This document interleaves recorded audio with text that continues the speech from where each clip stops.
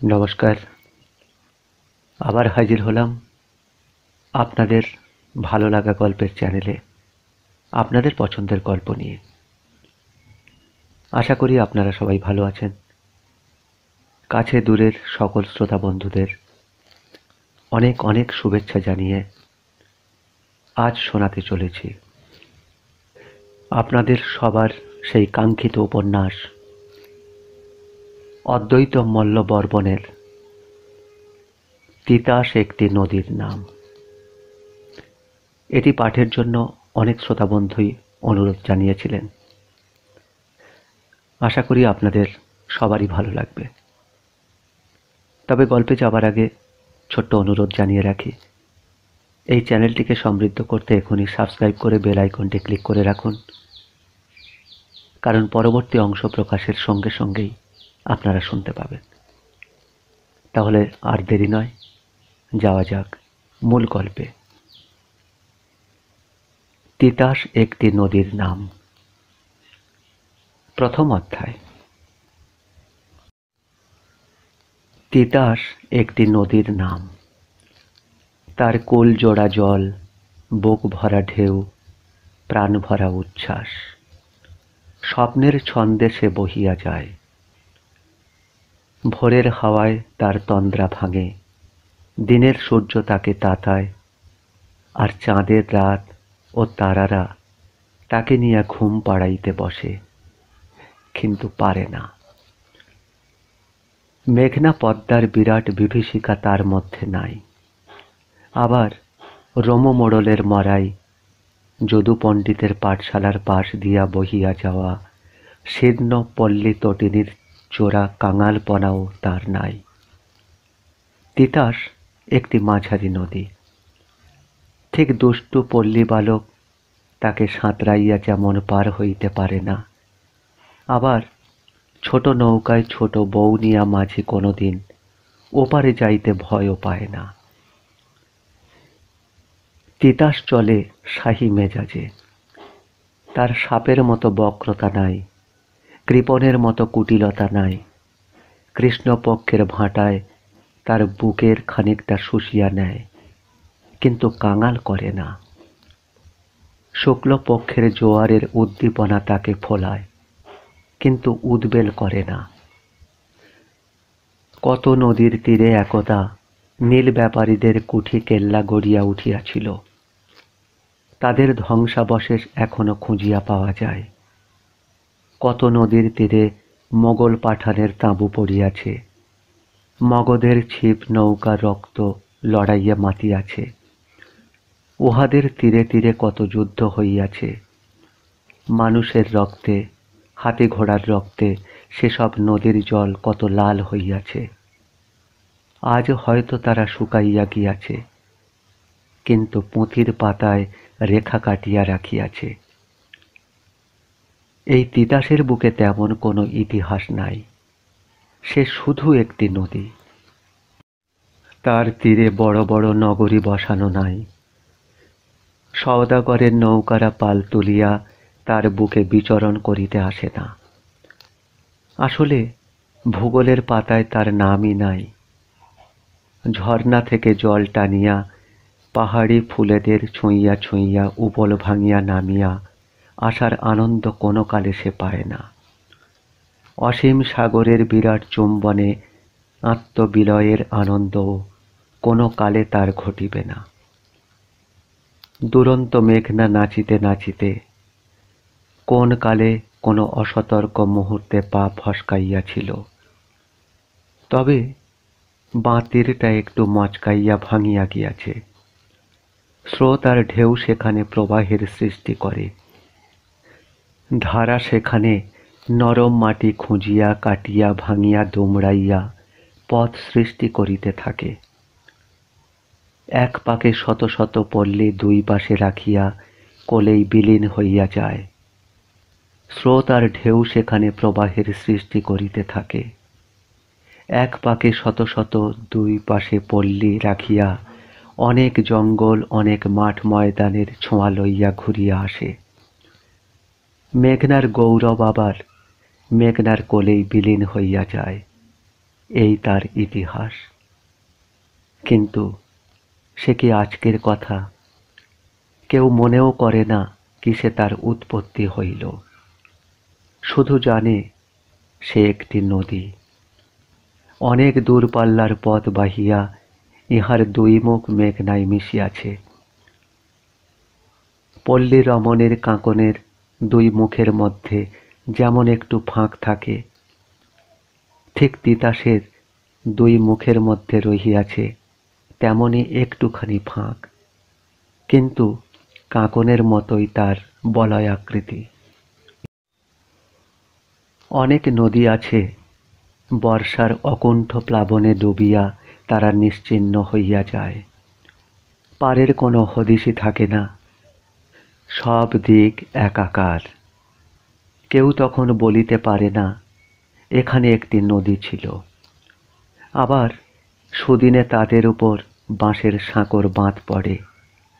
ছেলে মেয়ে বুড়ো বুড়িরা পর্যন্ত একখানা বাঁশে হাত রাখিয়া আর একখানা বাঁশে পা টিপিয়া টিপিয়া পার হইয়া যায়। ছেলে কোলে করিয়া নারীরাও যাইতে পারে। তখন নৌকাগুলি অচল হইয়া পড়ে। আর মাঝিরা কোমরে দড়ির বাঁধিয়া সেগুলিকে টানিয়া নেয়। এপারে ওপারে ক্ষেত, চাষিরা দিনের রোদে তাতিয়া কাজ করে। এপারের চাষি ওপারের জনকে ডাকিয়া ঘরের খবর জিজ্ঞাসা করে, আর ওপারের চাষি ঘাম মুছিয়া তাহার জবাব দেয়। গরুগুলি নামিয়া স্নান করিতে চেষ্টা করে, অবগাহন স্নান, কিন্তু গা ডোবে না। ওই কোনো রকমে কাক স্নান করা হয় মাত্র। নারীরা কোমর জলে গা ডুবাইবার চেষ্টায় উবু হইয়া দুই হাতে ঢেউ তুলিয়া নিচু করা ঘাড়ে পিঠে জল দিয়া স্নানের কাজ শেষ করে। শিশুদের ডুবিবার ভয় নাই বলিয়া মায়েরা তাদের জলে ছাড়িয়া দিয়াও নিরুদ্বেগে বাসন মাজে, কাপড় কাচে, আর 1 পয়সা দামের কার্বলিক সাবানে পা ঘষে। অল্প দূরে ঘর, পুরুষ মানুষে ডাক দিলে এখান হইতে শোনা যাইবে, তাই ব্যস্ততা তাহাদের নাই। কিন্তু সত্যিই কি ব্যস্ততা নাই? যে মানুষটা এক ঘাম গা লইয়া খেতে কাজ করিয়া বাড়ি গেল, বাড়ি তার ভাত বাড়িয়া দিবার লোকের মনে ব্যস্ততা তো থাকিবেই। দুপুরে নারীরা ঘাটে বেশি দেরি করে না, কিন্তু দেরি করে সন্ধ্যা বেলায় আর সকালে। পুরুষেরা এজন্য কিছু বলে না, তারা জানে এ নদী দিয়া কোনো সওদাগরের নৌকার আসা যাওয়া নাই। কিন্তু শীতে বড় কষ্ট, গম গম করিয়া জলে নামিতে পারে না। জল খুব কম, সারা গা তো ডোবেই না, এমনকি কোমর অবধিও ডোবে না।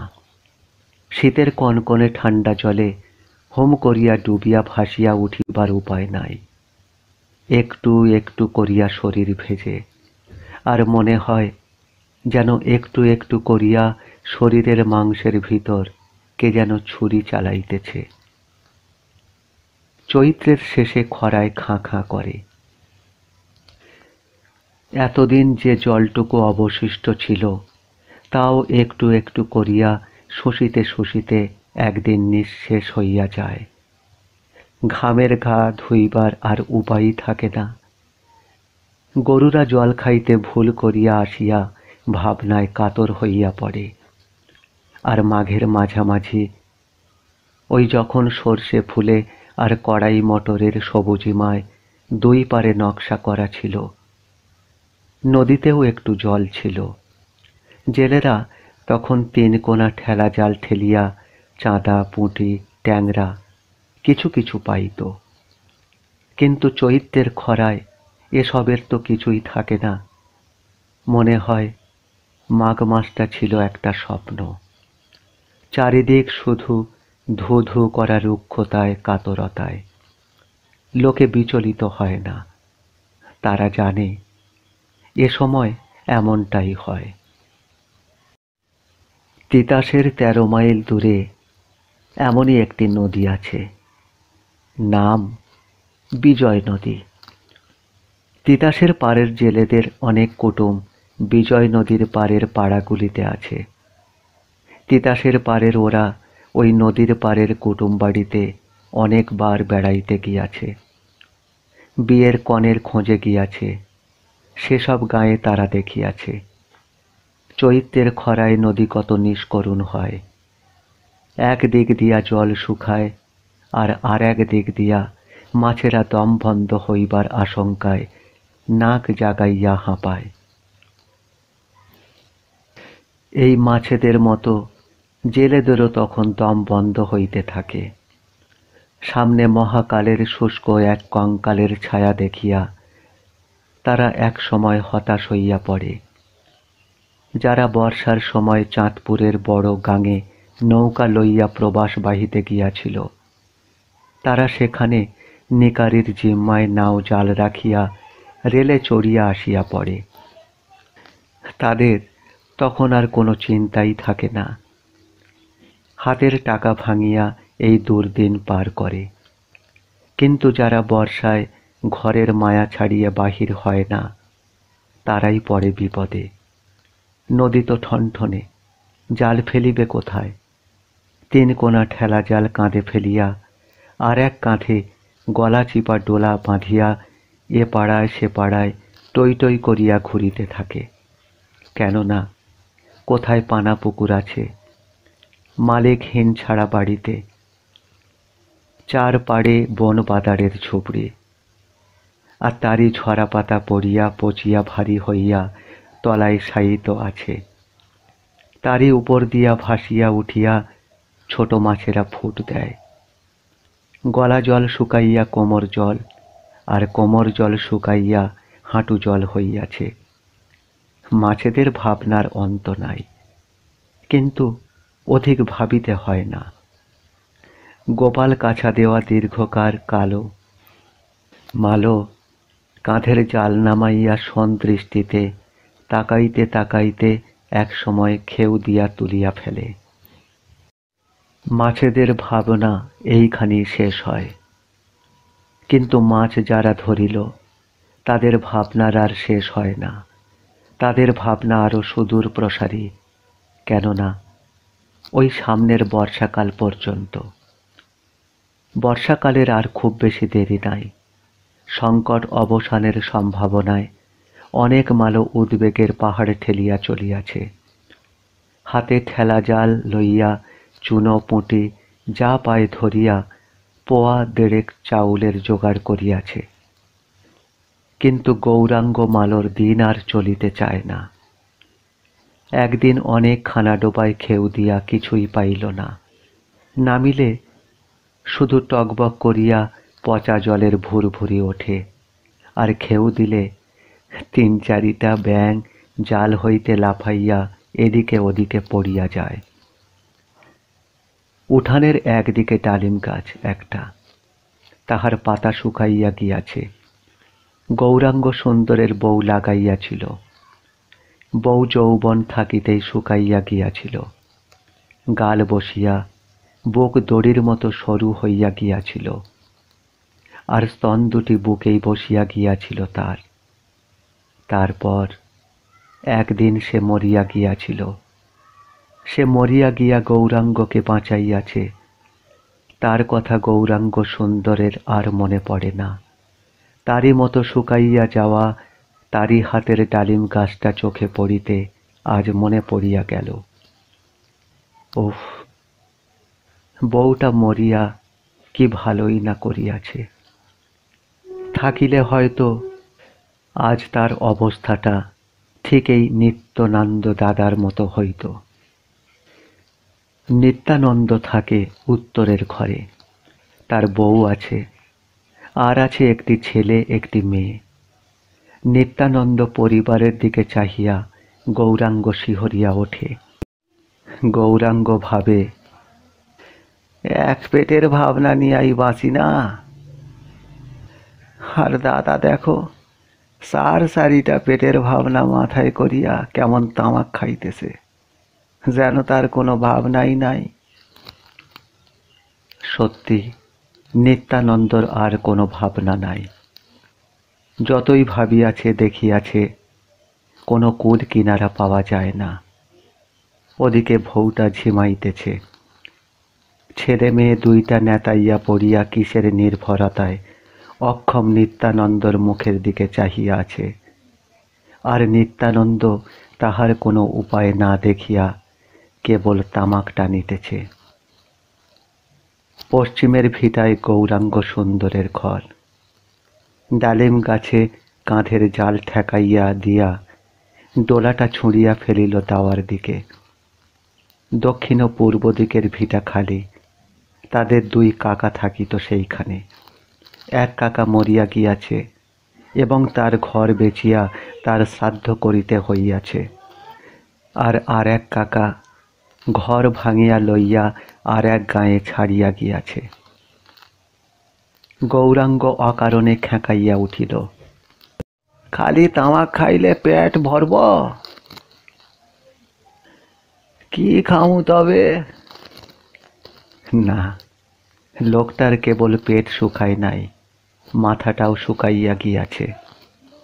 তা চলো না যাই বুধাইয়ের বাড়ি। নয়ানপুরে বোধাই মালো টাকায় সব মালদের চেয়ে বড়। বাড়িতে তাহার 4-5টা ঢেউটোলা টিনের ঘর। দুই ছেলে রোজগারি লোক, বোধাই হাতির মতো মোটা ও কালো, শরীরের জোরও হাতির মতো। তার কারবার অন্য ধরনের। বড় বড় দিঘি ইজারা দিয়া মাছের পোনা ফেলে, মাছ বাড়িতে থাকে, আর তারা 3 বাপ বেটায় লোকজন লইয়া জাল ফেলে, মাছ তোলে, চালান দেয়। এ কাজে বোধাই অনেক লোকজন খাটায়। নদীতে জল না থাকিলে মালোরা যখন 2 চোখে অন্ধকার দেখে, তখন তাহারাই যায় ওই বোধাইয়ের বাড়িতে। কিন্তু এই তিতাসে কত জল, কত স্রোত, কত নৌকা, সব দিক দিয়াই সে অকৃপণ। আর বিজয় নদীর তীরে তীরে যে মালোরা ঘর বাঁধিয়া আছে, তাহাদের কত কষ্ট। নদী শুকাইয়া গেলে তাহাদের নৌকাগুলি অচল হইয়া থাকে, আর কাঠফাটা রোদে কেবল ফাটে। তিতাস তীরের মালোয়ারা যারা যেখানে বেড়াইতে গিয়াছে, চৈত্রের খরায় নদী কত নিষ্করুণ দেখিয়া আসিয়াছে। রিক্ত মাঠের বুকে ঘূর্ণির বুভুক্ষা দেখিতে দেখিতে ফিরতি পথে তাহারা অনেকবার ভাবিয়াছে, তিতাস যদি কোনো দিন এই রকম শুকাইয়া যায়। ভাবিয়াছে এর আগেই হয়তো তাদের বুক শুকাইয়া যাইবে। ভাবিতে ভাবিতে হঠাৎ পাশের জনকে নিতান্ত খাপছাড়া ভাবে বলিয়াছে, আহারে, ওই বিজলার পাড়ের মালো গোষ্ঠী বড় অভাগা রে ভাই, বড় অভাগা। যারা বিজয় নদীর দশা দেখে নাই, বছরের পর বছর কেবল তিতাসের তীরেই বাস করিয়াছে, তাহারা এমন করিয়া ভাবে না। তারা ভাবে 3 কোনা ঠেলা জাল, আবার একটা জাল। হ্যাঁ, তার হাঁটু জলে ঠেলিতে হয়, ওঠে তো চিংড়ির বাচ্চা, মোটে তো 1 হাত 3 লম্বা।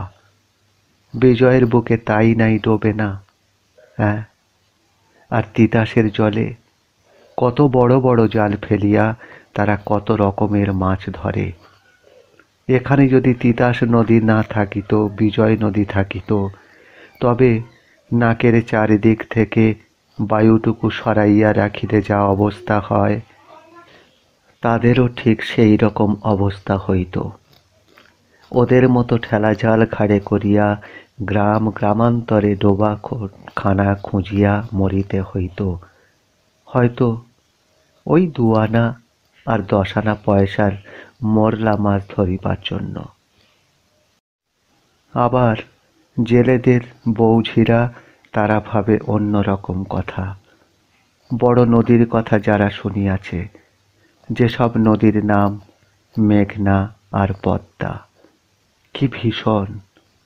পাড় ভাঙে, নৌকা ডোবায়, কি ঢেউ, কি গহীন জল! চোখে না দেখিয়াই বুক কাঁপে। ভাবে কত কুমির আছে ওই সব নদীতে, আর তাদের পুরুষদের মাছ ধরার জীবন। রাতে বেরাতে তারা জলের উপরে থাকে। অত বড় নদীতে তারা বাহির হইত কি করিয়া? তাদের নদীতে পাঠাইয়া মেয়েরা ঘরে থাকিতই বা কেমন করিয়া? আমাদের তিতাস তো শান্ত, কত শান্ত! তিতাসের বুকে ঝড় তুফানের রাতেও স্বামী পুত্রদের পাঠাইয়া ভয় করে না।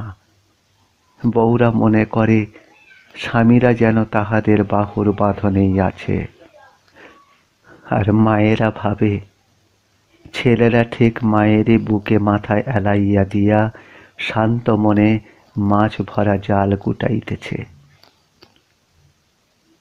বাংলার বুকে জটার মতো নদীর প্যাঁচ, সাদা ঢেউ তোলা জটা।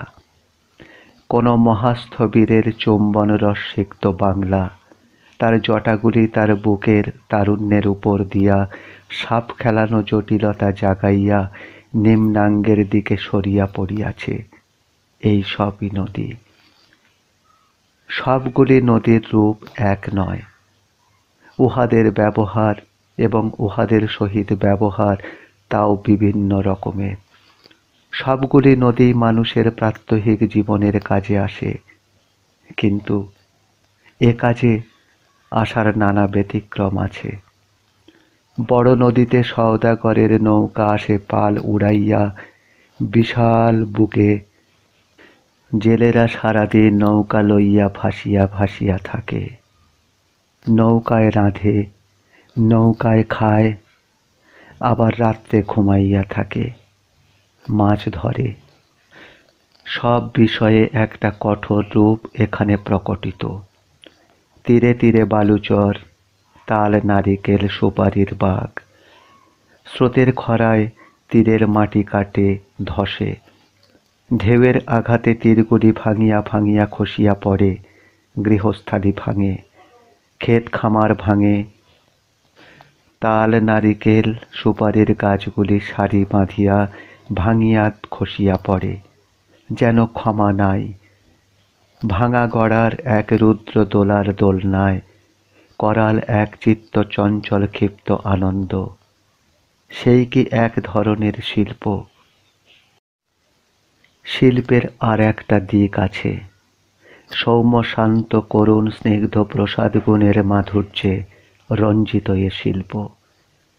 এ শিল্পের শিল্পী মহাকালের তাণ্ডব নৃত্য ছবি আঁকিতে পারে না।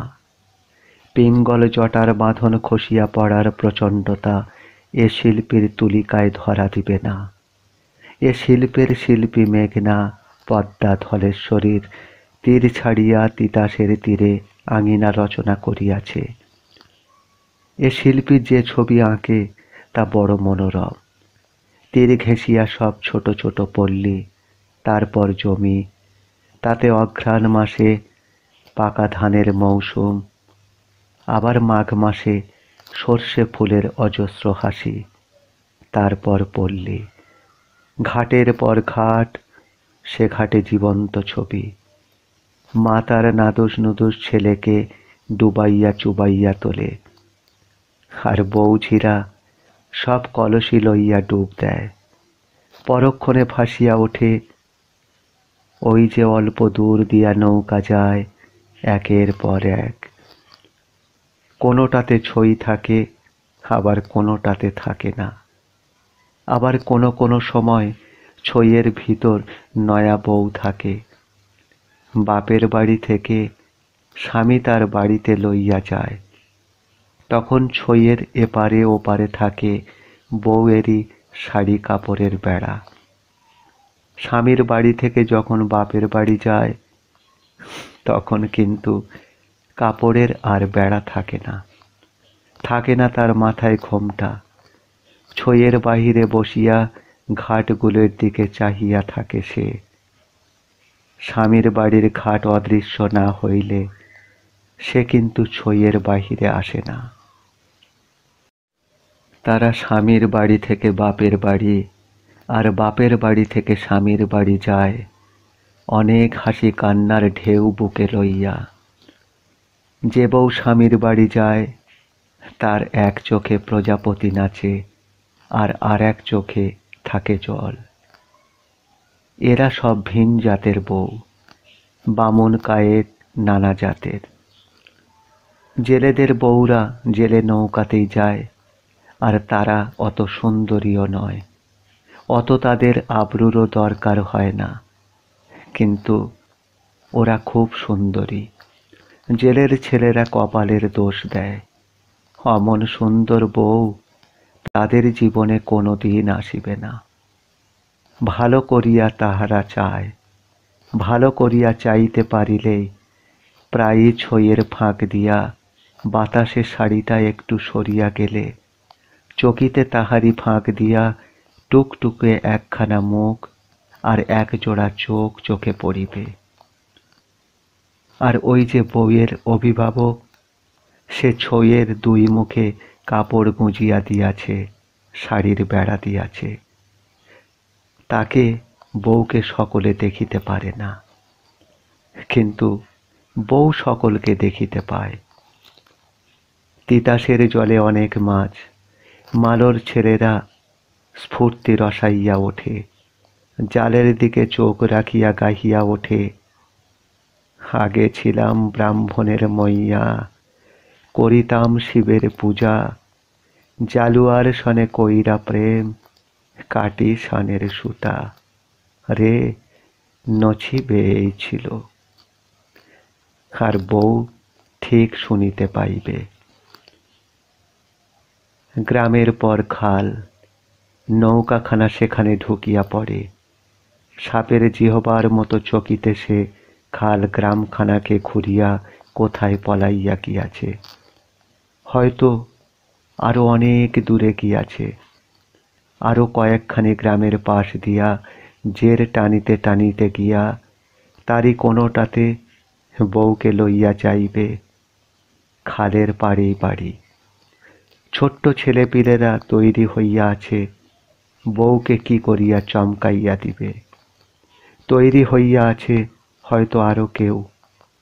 খালটা এইখানে শুকাইয়া গিয়াছে, এইখানে নৌকা হইতে উঠিয়া বউকে খানিকটা হাঁটিয়া যাইতে হইবে। শিল্পী শান্ত সবুজ সুন্দর রঙে ক্ষেতগুলির বুকে বুকে যে নকশা আঁকিয়া রাখিয়াছে, তাহারই আল দিয়া বউকে হাঁটিতে হইবে। তিতাসের তীরে না থাকার কি কষ্ট!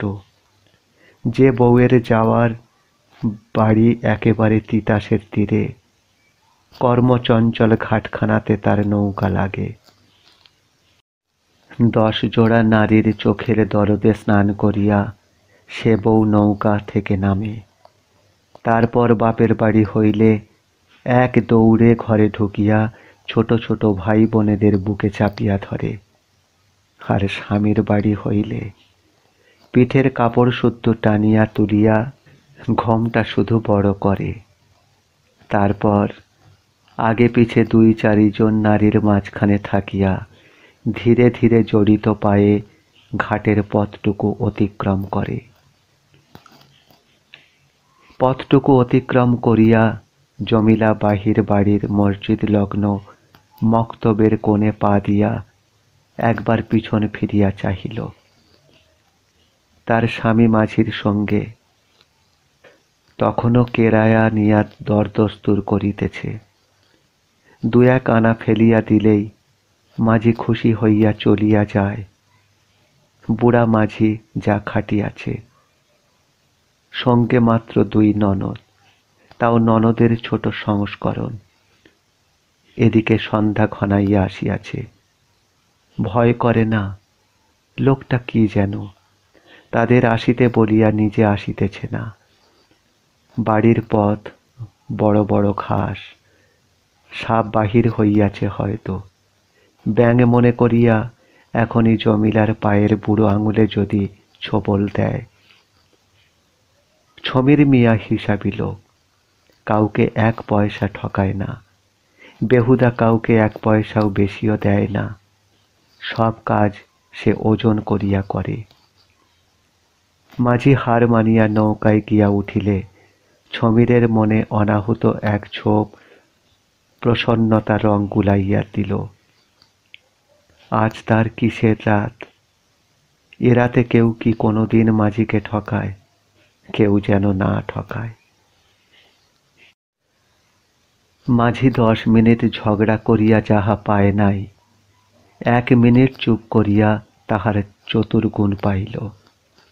চকচকে সিকিটা সাদা নদীর খোলসা অল্প আলোকে ভালো করিয়া দেখিয়া লইয়া লগিতে ঠেলে দিল। ছমি কাছে আসিলে জমিলার মনে হইল এতক্ষণ এতগুলি সাপ তার পায়ের বুড়ো আঙুলটিকে ঘিরিয়া যেন কিলবিল করিতেছিল। এখন বোধহয় সব কটা সরিয়া পড়িয়াছে। কি ভালো তার মানুষটি! কিন্তু তার চাইতেও ভালো একজনকে সে দেখিয়া আসিয়াছে সেই মালোপাড়ার ঘাটে। বড় ভালো লাগিয়াছে তার মানুষটাকে। প্রথম দৃষ্টিতে সে তাকে ভালোবাসিয়া ফেলিয়াছে। আচ্ছা, সেও কি তেমনি ভালোবাসে নাই? কেমন অনুরাগের ভারে চাহিয়াছিল। আর কেমন মানুষ গো! একবার দেখিয়াই মনে হইল যেন কতবার দেখিয়াছি। বেলা ফুরাইতেছে, একটু একটু করিয়া বাতাস বহিতেছে, আর সেই বাতাসে আমার শাড়ি খুলিয়া গেল। আর তখনই তো আমি তাহাকে দেখিতে পাইলাম। যদি না খুলিত তবে তো দেখিতেই পাইতাম না। এমনি কত লোককে যে আমরা দেখিতে পাই না, অথচ দেখিতে পাইলে এমনি করিয়া আপন হইয়া যাইত। আমরা কি আর দেখি? যে দেখাইবার সেই তো দেখায়। তা না হইলে সে যখন জলে ঢেউ খেলাইয়া কলসি ডুবাইল, ঠিক সেই সময়ে আমার শাড়ির বাঁধনটা খুলিল কেন? বর্ষায় আমার বাপ ওদের গায়ে ভিজা নালি তার আঁটি বোঝাই নৌকা লইয়া যায় পাট ছাড়াইবার জন্য। আবার যখন বাপের বাড়ি যাইব, আমি বাপকে বলিয়া রাখিব, এই রকম একটি মেয়ে দেখিতে আমার মতো ঠিক, তার বাপকে বলিয়া দিও, আমার মেয়ে তোমার সঙ্গে সই পাতিতে চায়, তুমি রাজি আছো কিনা। আগে যা বলিতেছিলাম, তিতাস একটি নদীর নাম। এ নামের ব্যুৎপত্তিগত অর্থ তার তীরের লোকেরা জানে না, জানিবার চেষ্টা কোনো দিন করে নাই, প্রয়োজন বোধও করে নাই। নদীর কত ভালো ভালো নাম থাকে, এই যেমন মধুমতি, ব্রহ্মপুত্র, পদ্মা, সরস্বতী, যমুনা। আর এর নাম তিতাস। সে কথার মানে কোনোদিন অভিধানে খুঁজিয়া পাওয়া যাইবে না, কিন্তু নদী এ নামে যত প্রিয়, ভালো একটা নাম থাকিলে তত প্রিয় হইতই যে তার প্রমাণ কোথায়? ভালো নাম আসলে কি? কয়েকটা আখরের সমষ্টি বই তো নয়। কাজললতা মেয়েটিকে বৈদুর্যমালিনী নাম দিলে আর যাই হোক, এর খেলার সাথীরা খুশি হইবে না।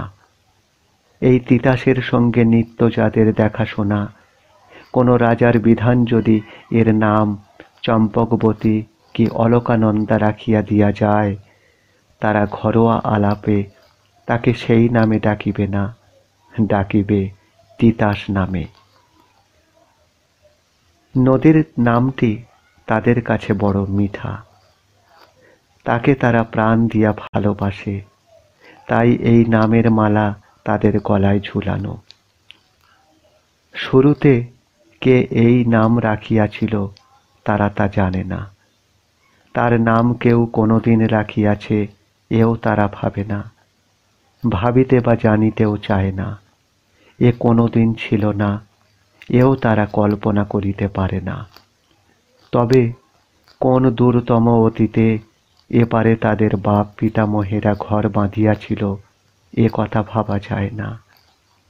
এ যেন চিরসত্য চির অস্তিত্ব নিয়া এইখানে বহিয়া চলিয়াছে, এ যেন তাহাদের নিত্য সঙ্গী, চিরকালের সঙ্গী। মনে হয় এ না হইলে যেন তাদের চলে না, এ যদি না হইত তাদের চলিতও না, এ না থাকিলে তাদের চলিতে পারে না। জীবনের প্রতি কাজে এ আসিয়া উঁকি মারে, নিত্যদিনের ঝামেলার সহিত এর চিরমিশ্রণ। নদীর একটা দার্শনিক রূপ আছে। নদী বহিয়া চলে, কালও বহিয়া চলে। কালের হার শেষ নাই, নদীরও বহার শেষ নাই। কতকাল ধরিয়া কাল নিরবিচ্ছিন্নভাবে বহিয়াছে, তার বুকে কত ঘটনা ঘটিয়াছে, কত মানুষ মরিয়াছে, কত যে মানুষ বিশ্রীভাবে মরিয়াছে, কত মানুষ না খাইয়া মরিয়াছে, আর কত মানুষ ইচ্ছা করিয়া মরিয়াছে। আবার কত মানুষ মানুষের দুষ্কার্যের দরুন মরিতে বাধ্য হইয়াছে। আবার শত মরণকে উপেক্ষা করিয়া কত মানুষ জন্মিয়াছে। তিতাসও কতকাল ধরিয়া বহিয়া চলিয়াছে, তার চলার মধ্যে তার তীরে তীরে কত মরণের, কত কান্নার রোল উঠিয়াছে, কত অশ্রু আসিয়া তার জলের স্রোতে মিশিয়া গিয়াছে, কত বুকের কত আগুন, কত চাপা বাতাস তার জলে মিশিয়াছে। কতকাল ধরিয়া এসব সে নীরবে দেখিয়াছে, দেখিয়াছে আর বহিয়াছে। আবার সে দেখিয়াছে কত শিশুর জন্ম, দেখিয়াছে আর ভাবিয়াছে। ভারী নিগ্রহের নিগড়ে আবদ্ধ এই অজ্ঞ শিশুগুলি জানে না, হাসির নামে কত বিষাদ, সুখের নামে কত ব্যথা, মধুর নামে কত বিষ তাদের জন্য অপেক্ষা করিয়া আছে। ওরা কারা? কারা ওরা? ওরা মালোয়াদের বাচ্চা আর মালোদের মেয়েরা। ওরা তারা নয় যাদের দেয়াল ঘেরা বাড়ি, সামনে আছে পুষ্করিণী, পাশে আছে কুয়া, যাদের আঙিনার পার থেকেই শুরু হইয়াছে পথ, সে পথ গিয়াছে শহরের দিকে, পাশের গাঁগুলিতে এক একটা শাখা পথ ঢুকাইয়া দিয়া, আর সে পথে চলে ঘোড়ার গাড়ি। আর ওই যে মালোদের ঘরের আঙিনা থেকে শুরু হইয়াছে যত পথ, সে সবই গিয়া মিশিতেছে তিতাসের জলে। সে সব পথ ছোট ছোট। পথের এধার থেকে বুকের শিশু কাঁদিয়া উঠিলে ওধার থেকে মা টের পায়। এধারের তরুণীর বুকের ধুকধুকুনি ওপারের মাচার নৌকায় বসিয়া মালোদের তরুণরা শুনিতে পায়। এ পথ অতি খর্ব, দীর্ঘ পথ গিয়াছে মাছ তিতাসের বুক চিরিয়া, সে পথে চলে কেবল নৌকা। তিতাস সাধারণ একটি নদী মাত্র। কোনো ইতিহাসের কেতাবে, কোনো রাষ্ট্র বিপ্লবের ধারাবাহিক বিবরণীতে এ নদীর নাম কেউ খুঁজিয়া পাইবে না, কেননা তার বুকে যুযুধান দুই দলের বুকের শোণিত মিশিয়া ইহাকে কলঙ্কিত করে নাই। কিন্তু তাই বলিয়া তার কি সত্য কোনো ইতিহাস নাই? পুঁথির পাতা পড়িয়া গর্বে ফুলিবার উপাদান এর ইতিহাসে নাই সত্য। কিন্তু মায়ের স্নেহ, ভাইয়ের প্রেম, বৌঝিদের দরদের অনেক ইতিহাস এর তীরে তীরে আঁকা রহিয়াছে। সেই ইতিহাস হয়তো কেউ জানে, হয়তো কেউ জানে না, তবু সেই ইতিহাস সত্য। এর পারে পারে খাঁটি রক্ত মাংসের মানুষের মানবিকতা আর অমানসিকতার অনেক চিত্র আঁকা হইয়াছে। হয়তো সেগুলি মুছিয়া গিয়াছে, হয়তো তিতাসি নিজেই মুছিয়া নিয়াছে, কিন্তু মুছিয়া নিয়া সবই নিজের বুকের ভিতর লুকাইয়া রাখিয়াছে। হয়তো হয়তো কোনোদিন কাহাকেও সেগুলি দেখাইবে না, জানাইবে না, কারো সেগুলি জানিবার প্রয়োজনও হইবে না, তবু সেগুলি আছে। যে আখর কলার পাতায় বা কাগজের পিঠে লিখিয়া অভ্যাস করা যায় না, সে আখরে সেসব কথা সবই লেখা আছে। সেগুলি অঙ্গদের মতো অমর, কিন্তু সত্যের মতো গোপন হইয়াও বাতাসের মতো স্পর্শপ্রবণ। কে বলে কে বলে তিতাসের তীরে ইতিহাস নাই?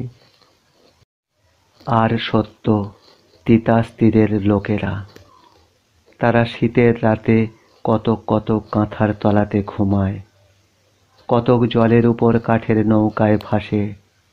মায়েরা, বোনেরা আর ভাই বউয়েরা তাদের কাঁথার তলা থেকে জাগাইয়া দেয়। তারা এক ছুটে আসে তিতাসের তীরে, দেখে ফর্সা হইয়াছে, তবে রোদ আসিতে আরো দেরি আছে।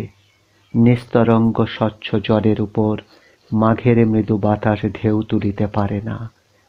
জলের উপরিভাগে বাষ্প ভাসে, দেখা যায় বুঝি অনেক ধোঁয়া। তারা সে ধোঁয়ার নিচে হাত পা ডোবায়। অত শীতেও তার জল একটু উষ্ণ বলিয়া মনে হয়। কাঁথার নিচে মায়ের বুকের উষ্ণতায় দোসর এই মৃদু উষ্ণতাটুকুই না পাইলে তারা যে কি করিত। শরতের আকাশের মেঘগুলিতে জল থাকে না, কিন্তু তিতাসের বুকে থাকে ভরা জল। তার তীরের ডুবো মাঠ ময়দানে শাপলা শালুকের ফুল নিয়া, লম্বা লতানে ঘাস নিয়া আর বাড়ন্ত বর্ষালো ধান নিয়া থাকে অনেক জল। ধান গাছ আর শাপলা শালুকের লতাগুলি অনেক রহস্য নিবিড় করিয়া রাখিয়া এ জল আরো কিছুকাল স্তব্ধ হইয়া থাকে। তারপর শরৎ শেষ হইয়া আসে। কে বুঝি বৃহৎ চুমুকে জল শুষিতে থাকে। বাড়তি জল শুষাইয়া গিয়া তিতাস তার স্বাভাবিক রূপ পায়। যে মাটি একদিন অথই জলের নিচে থাকিয়া মাখনের মতো নরম হইয়া গিয়াছিল, সে মাটি আবার কঠিন হয়। আসে হেমন্ত। হেমন্তের মুমূর্ষু অবস্থায় কখন ধান কাটার মরশুম শুরু হইয়া গিয়াছিল। পাড়ে সবখানেই গ্রাম নাই। এক গ্রাম ছাড়াইয়া আর এক গ্রামে যাইতে হয়। মাঝে অনেক ধান জমি পড়ে। জমির চাষিরা ধান কাটা শেষ করিয়া ভারে ভারে ধান এদিক ওদিকের গ্রামগুলিতে বহিয়া লইয়া চলে। তারা ঠিক তিতাসের পাড়ে থাকে না, থাকে একটু দূরে, একটু ভিতরের দিকে। সেখান হইতে মাঘের গোড়ায় আবার তারা তীরে তীরে সর্ষে বেগুনের চারা লাগায়। আর তীরের যেখানে যেখানে বালি মাটির চর, সেখানে তারা আলুর চাষ করে। এ মাটিতে शकरकंद আলু ফলায় অজস্র। জোবেদ আলীর জোয়ান ছেলেরা ওপারে আলু লাগাইয়া তিন ভাইয়ে এক সমানে আলি আলি আলি বলিয়া তাহাদের লম্বা ডিঙাখানি ভাসাইয়া তাতে উঠিয়া পড়িল। বেলা পড়িয়া আসিয়াছে। হালের 4 জোড়া বলদ ও 2 জোড়া ষাঁড় এপার করাইতে হইবে। আর সেই কাজটা করিবে তাদের মুনিশ 2 জন। সারা বছর তারা জোবেদ আলীর বাড়িতে জন খাটে, খায় দায়, মাহিনা পায়। সারাদিন সেই ভোর হইতে রাত অবধি খাটে। রাতের খানিকটা সময় গিয়া নিজেদের বাড়িতে পরিবারের সান্নিধ্য লাভ করিয়া আসে। দিনমানে আর দেখা হয় না।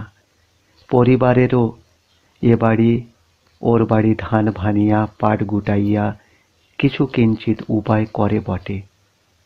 এইভাবে তাহারা দিন গুজরায়। কাজেই জোবেদ আলীর ছেলেরা যখন আলি আলি আলি বলিয়া নৌকায় নদী পার হইতে থাকে, তখন মনীষ 2 জন, 4 জোড়া বলদ ও 2 জোড়া ষাঁড়ের অনিচ্ছুক দেহ মন শীতের জলে নামাইয়া মাথায় পাগড়ি বাঁধিয়া গরুদের লেজে ধরিয়া আল্লাহ আল্লাহ মমিন বলিয়া সাঁতার দেয়। সকালে এপার হইতে ওপারে যাইবার বেলা লাঙল কাঁধে করিয়া সর্ষে ক্ষেতগুলির আলের উপর দিয়া গিয়াছে। তীর অবধি সর্ষে ফুলের হলদে চৌলুসে হাসিয়া উঠিয়াছিল। মনে হইয়াছিল কে বুঝি তিতাসের কাঁধে নকশা করা উড়ানি পরাইয়া রাখিয়াছে। অর্বাচীন গরুগুলি পাছে তাতে মুখ দেয়, তার জন্য কত না ছিল সতর্কতা। এখন ওপারে উঠিয়া গায়ের জল মুছিতে মুছিতে চারিদিকে আঁধার হইয়া আসে। আঁধারে সব একাকার। গরু কোথায় মুখ দিবে? দিনের শ্রমে শান্ত গরু, আর শান্ত এই দুইজন মানুষ। সারা দিনের অসুরের বল নিয়া খেতে খাটিয়াছে, এবার বাড়িতে যাইবে, তাই এত ব্যস্ততা। কিন্তু কার বাড়িতে যাইবে? তাদের প্রভু জবেদালির বাড়িতে? না, নিজের বাড়িতে নয়। পাখিরাও এ সময় নিজের বাসায় যায়। তারা যাইবে মুনিবের বাড়িতে, গিয়া গোয়ালে গরু বাঁধিবে, ঘাস কাটিবে, মাড় দিবে, আর খৈল ভুসি দিবে।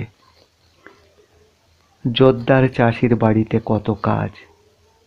এটা সেটা টুকিটাকি কাজ করিতে করিতে হাজার গণ্ডা কাজ হইয়া যায়। প্রকাণ্ড চওড়া উঠান, চার ভিটায় বড় বড় চারিটা ঘর, বাহিরের দিকে গোয়াল শুদ্ধ আরো ৩-৪টা ঘর। দড়ি পাকানো হইতে বেড়া বাঁধা পর্যন্ত এত বড় বাড়িতে কত কাজ যে এই দুইজনের জন্য অপেক্ষা করিয়া থাকে। কাজ করিতে করিতে রাত বাড়িয়া চলে। এক সময় ডাক আসে, করমালি, আরে বান্দালি, আরে খাইয়া যাও, খাইয়া যাও। খাইবার পর কাঁধের গামছায় মুখ মুছিতে মুছিতে পথে নামিয়া বন্দেয়ালি বলে, ভাই করমালি, নিজে তো খাইলাম মাগুর মাছের ঝোল, আমার ঘরের মানুষের এক মুঠো শাক ভাত আর জুটল নি, কি জানি। করমালি বলে, মিছে কথা কইছ না বন্দালি ভাই, তোমার আমার ঘরের মানুষ। তোমার আমার ঘরই নাই, তার আবার মানুষ। দয়া কইরা রাইতে থাকতে দেয়, থাকি। ফজরে উইঠা মনিবের বাড়ি গিয়া ঘুমের অলস ভাঙি। ঘরের সাথে এই তো সম্বন্ধ। কি খায় কি পিন্দে কোনোদিন নিয়ে খোঁজ রাখতে পারছি? আর তা যখন পারি না, তখন তোমার আমার কিসের ঘর আর কিসের মানুষ? বন্দেয়ালি খানিক ভাবিয়া বলে, বেবা কি বুঝি করমালি ভাই, হ্যাঁ। তবু মুনিবের ঘরে পঞ্চ সামগ্রী দিয়া খাইবার সময় ঘরের কথা বড় মনে হয়। হ্যাঁ ভাই, গলায় ভাত আটকাইয়া যায়, যেন আর খাইতে পারি না। শুনিয়া করমালি বলে, আমার কিন্তু তাও তো মনে পড়ে না। আগে মাঝে মাঝে পড়তো, এখন দেখি মনে পড়ে না। এটাই ভালো। একটা দীর্ঘ নিঃশ্বাস ছাড়িয়া বন্দেয়ালি বলে,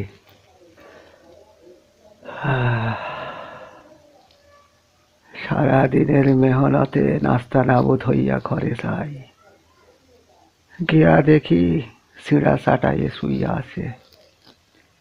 ঝোপ কইরা তার পাশে শুইয়া পড়ি, জাগাই না, জাগাই না। একদিন তার একখানা হাত আইয়া আমার বুকের ওপর পড়া যায়। হাতখানা লইয়া দেখি কি শক্ত, কড়া পড়ছে। পরের বাড়ির ধান ভানতে ভানতে। করমালের বউ ধান ভানে না, লোকের বাড়ি বাড়ি কাঁথা সেলাই করিয়া দেয়। কাঁথা সেলাইয়ের ধুম পড়িয়াছে, মোটে তার অবসর নাই। ডান হাতের সূচের ফোঁড় বাঁ হাতের আঙুলের ডগায় তুলিতে তুলিতে আঙুলে হাজার কাটাকুটি দাগ পড়িয়াছে। করমালি প্রায় ঘরে গিয়া দেখে বিছানা খালি। একটু বিমর্ষ হাসি হাসিয়া করমারি বলিল, বন্দালি ভাই, তুমি তো গিয়া তবু দেখো বউ ঘুমাইয়া রয়েছে। আমি ছিঁড়া কাঁথায় গাও এলাইয়া দিয়া পথের পানে চাইয়া থাকি। সে তখন পরের বাড়ি কাঁথা সেলাই করে, আর সেই সুইচের ফোঁড় আমার বইকে আইসা বিনতে। তার আইতে আইতে রাইত গহীন হয়, আগ আন্ধাইয়া রাইত। দেখি আন্ধাইয়ের গিয়া চাঁদ উঠছে, ভাঙা বেড়ার ফাঁকে দিয়া রোশনি ঢুকে, কেটায় যেমন ফক ফক কইরা হাসে। কথা শেষ হইলেও করমালির মুখের ম্লান হাসিটুকু মিলাইয়া যায় না। বনদেয়ালের বুক ছাপাইয়া আর একটা দীর্ঘ নিঃশ্বাস বাহির হয়। কোনো রকমে সে চাপা দিতে দিতে বলে, বুঝলে করমালি ভাই, আছো ভালো, কামে কাজে থাকো, খাও দাও। তার কথা তো মনে পড়ে না, মনে পড়ে খালি শুইবার সময়। আর আমার হইছে বিষম জ্বালা, উইতে বইতে খালি মনে হয় তারে আমি দুঃখ দিতাছি। একটু সুখ না একটু শান্তি। আচ্ছা ভাই, আমরা কি অভাগা, হ্যাঁ? করমালি প্রায় দার্শনিক নির্লিপ্ততার সঙ্গে বলে, আমার অত কথায় শ্বাস পড়ে না। তুমি আমি বড় মনিবের কাম করি, ভালো খাই। বউরা ছোট মনিবের কাম করে, ভালো খাইতে পারে না। আমরার জমির নাই, জিরাত নাই, পরের জমি চাইয়া জান কাওয়ার করি। যদি দমি থাকত তা হইলে বউরা নিজেরাই তো ঘরে খাইত, তোমারে আমারে মনিবের মতো দেখত। বনদেয়ালের মন এই ধরনের চিন্তায় সাড়া দেয় না। সে ভাবে করমালির প্রেমিক মন বড় নিষ্ঠাহীন। তার মতে স্ত্রীর প্রতি প্রেম ভালোবাসা এসবের বুঝি কোনো দাম নাই। হ্যাঁ, দাম নাই তো। তার মতো ভূমিহীন চাষির কাছে এসবের কোনো দাম নাই। জীবনে যদি বসন্ত আসে তবেই এসবের দাম চোখে পড়ে। তাদের জীবনে বসন্ত আসে কই? আসে বসন্ত। এই সময় মাঠের উপর রং থাকে না। তিতাসের তীর ছুঁইয়া যাদের বাড়ি ঘর তোলা তারা জেলে।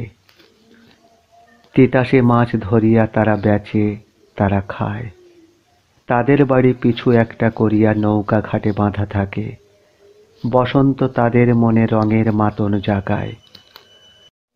বসন্ত এমনই ঋতু, এই সময় বুঝি সকলের মনে প্রেম জাগে, জাগে রঙের নেশা। জেলেরা নিজে রং মাখিয়া সাজে, তাহাতেই তৃপ্তি পায়। যাদের তারা প্রিয় বলিয়া মনে করে তাদেরও সাজাইতে চায়, তাতেও তৃপ্তি নাই।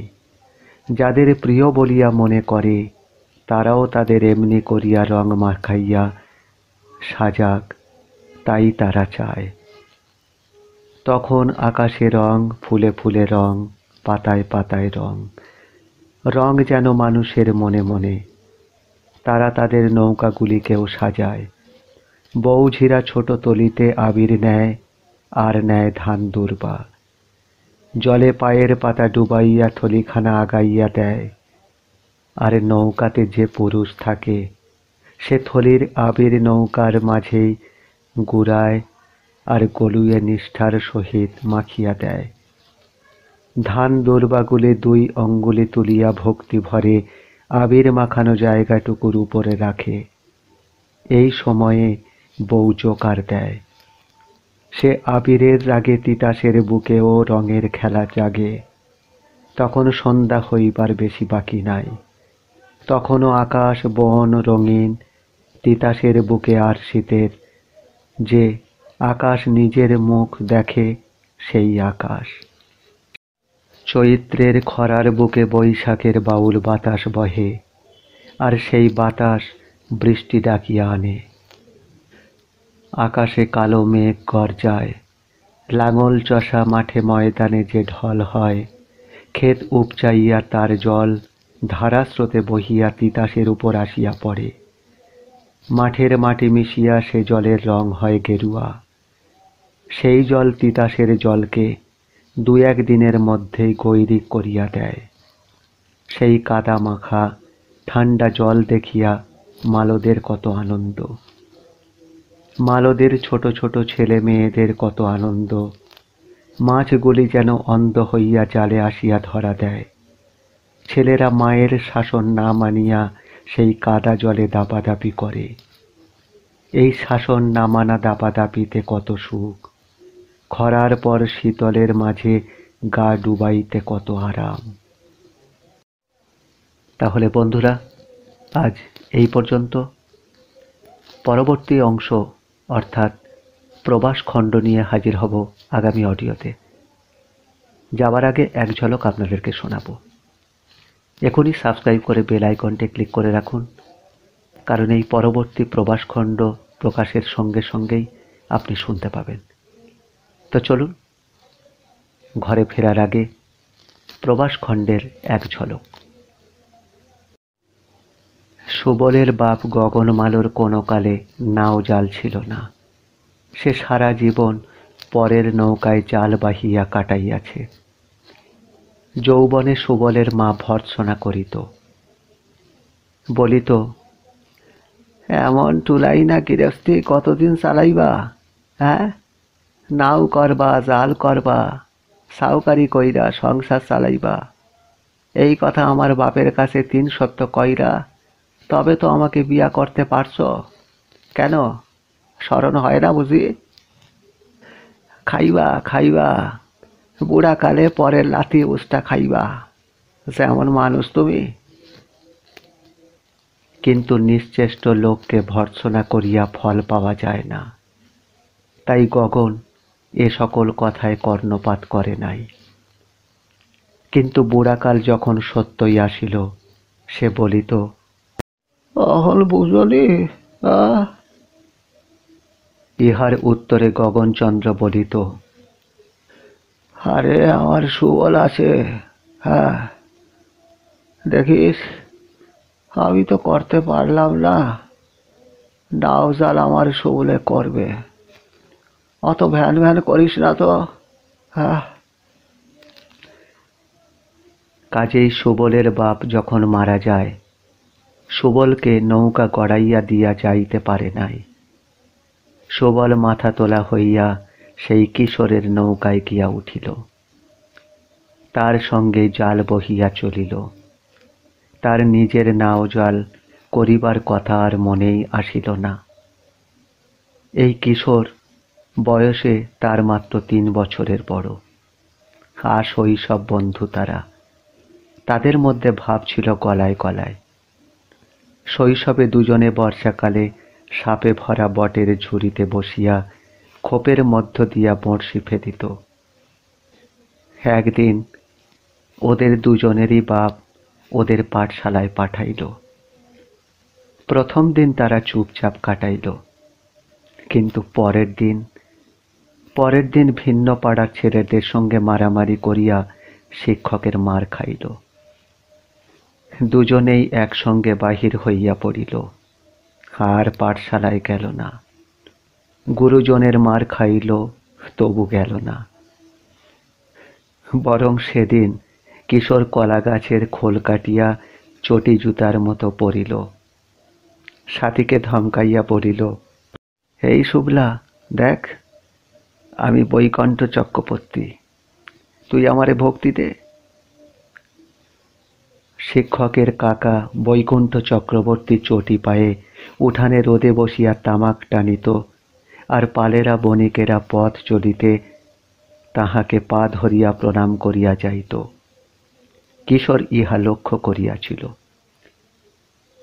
তারপর একদিন দুজনেরই উপর তাগিদ আসিল, নাও সুতো পাকাও আর জাল বোনো। এরপর আগামী অডিওতে। কথা দিলাম খুব তাড়াতাড়ি ফিরছি। আপনি ভালো থাকুন, সবাইকে ভালো রাখুন। শুভরাত্রি।